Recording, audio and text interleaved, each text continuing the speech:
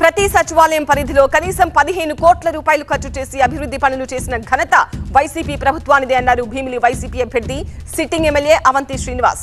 ఇంత భారీ స్థాయిలో సంక్షేమానికి పెద్దపీట వేసిన జగన్ కు మరోసారి ఓటు వేసి రుణం తీర్చుకోవాలన్న పట్టుదలతో ప్రజలు ఉన్నారన్నారు.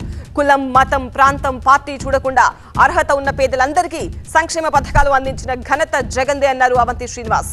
భీమిలి నియోజకవర్గ పరిధిలో కొమ్మాది పరిసర ప్రాంతాల్లో ఎన్నికల ప్రచారాన్ని నిర్వహించారు. భవిష్యత్తులో భీమిలి ఆదర్శ నియోజకవర్గం కాబోతోందన్నారు అవంతి. ఈ రోజున ఏ కాలనీకి వెళ్ళినా ఎక్కడికి వెళ్ళినా కూడా ప్రజలందరూ కూడా పెద్ద ఎత్తున అఖండ స్వాగతం, అపూర్వ ఆదరణ చూపిస్తున్నారు. దానికి కారణం జగన్మోహన్ రెడ్డి గారు ఈ 5 సంవత్సరాల కాలంలో చేసిన మంచి కార్యక్రమాలు. ప్రతి సచివాలయ పరిధిలో కూడా 15 కోట్లు తక్కువ కాకుండా ఇవ్వడం జరిగింది.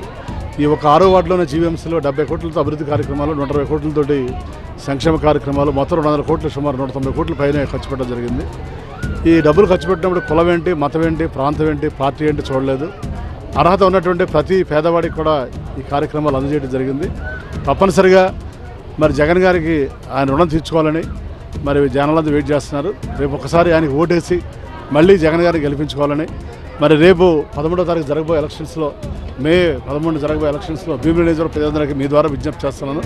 మీ అందరికీ ప్రతి వ్యక్తికి 2 ఓట్లు వస్తే, ఒక ఓటు ఎమ్మెల్యేగా అవంతి శ్రీనివాసరావు ఫ్యాన్ గుర్తు, ఇంకొక ఓటు ఎంపీగా శ్రీమతి బొత్స ఝాన్సీ గారు ఫ్యాన్ గుర్తు, 2 కూడా వేసి మా అందరిని ఆశీర్వదించాలని మీ అందరికీ కూడా విజ్ఞప్తి చేస్తూ సెలవు తీసుకుంటున్నాను.